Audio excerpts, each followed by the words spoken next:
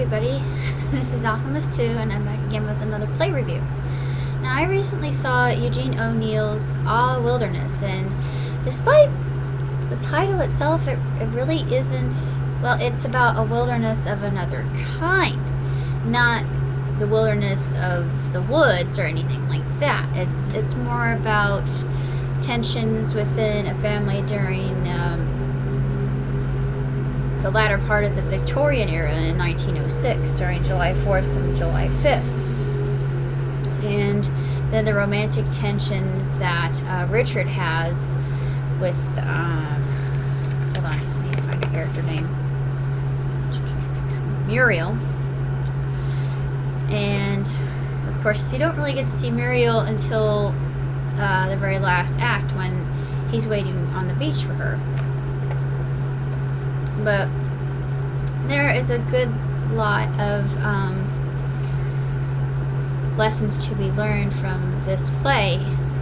And spring is actually, it's Nat who says the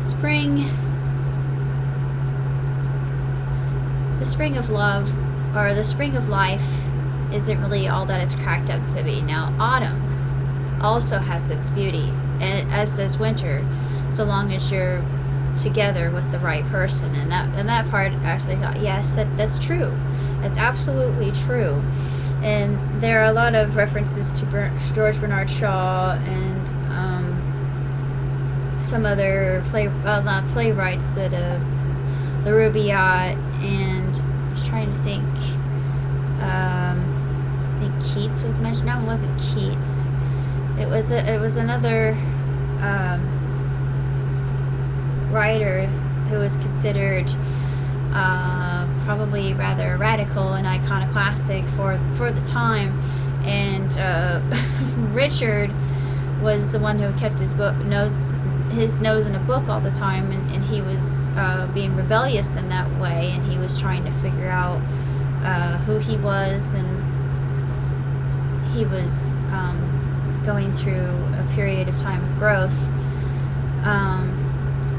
and basically the best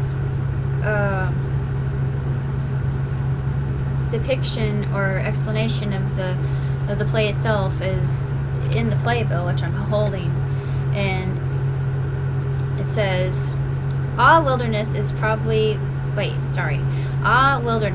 one of the greatest plays about the American family that theater has ever presented. Set on two beautiful days in 1906, July 4th and July 5th, the play takes us into the familial and social world of Nat and Essie Miller, their 4 children, and extended family. The fireworks happen both outside and inside the Miller household, as the romantic adventures of young Richard Miller cause complications for the entire family. Richard's coming-of-age journey is fostered by his parents, aunt, and uncles in a humorous, poignant, and recognizable manner. Because actually, I'll talk about Uncle Sid here in a minute. We witness an older generation helping a younger generation find its way in the challenges of growing up and facing the world. Written by Eugene O'Neill, one of our country's most accomplished playwrights, Ah Wilderness resonates today in the story of family that accepts the best and not so best in each other with love and understanding. Well, basically, Uncle Sid, he's a souse, and he is on the bottle quite a bit, and especially during picnics during the 4th. He's always getting blotto, and he always mentions that he has love for Lily, who is Nat's sister, and Lily won't even give him the time of day. They had been engaged for 15 years and still won't even, acknowledge him. And I thought, come on, he's a great guy. I mean, I know he has a problem with his drinking, but at least accept him. At least give the guy a chance. He told you more than one time that he loves you. He is going to keep telling you that. He asked you to marry him. At least try and open your heart to this man. And he breaks down during the last act, and he says, well, I know I'm a no good, rotten drunkard, and you are better off just trotting me underfoot, and it was just a very, very sad, tragic scene. And I love Sidney. Sidney is he's a good character. You love him, and because he's really funny when he's drunk, and I mean, he's a good guy. He just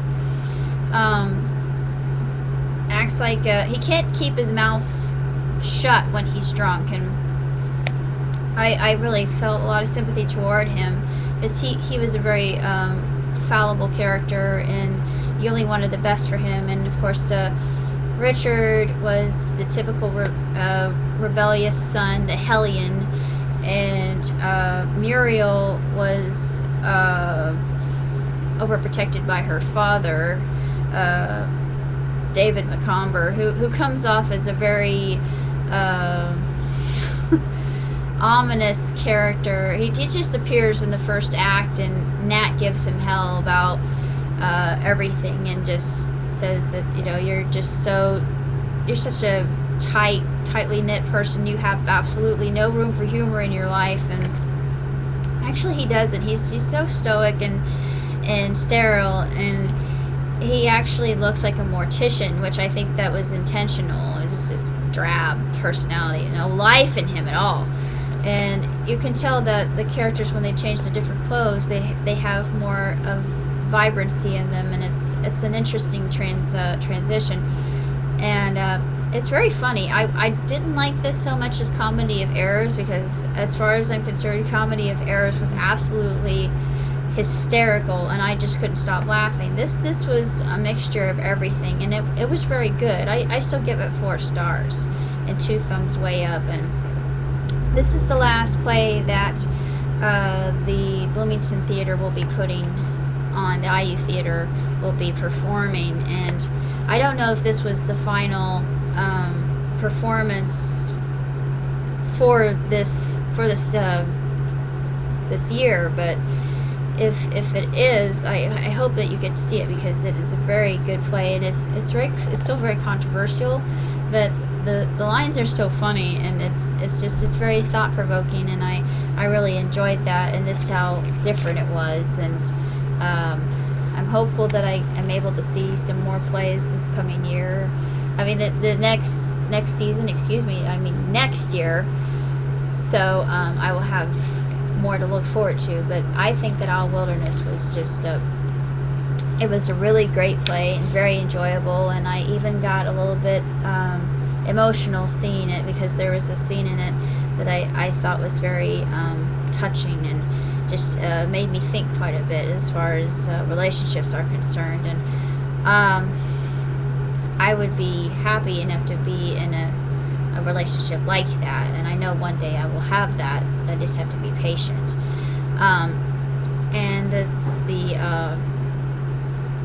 moral, not really morals, but lessons that come from this play were very deep and profound, and thought-provoking. So I think it's a play that everybody can enjoy, and just gives you a lot to ponder and mull over in your brain. And it's well worth seeing if you want to see a true contemporary classic in theater. Very good show. Just terrific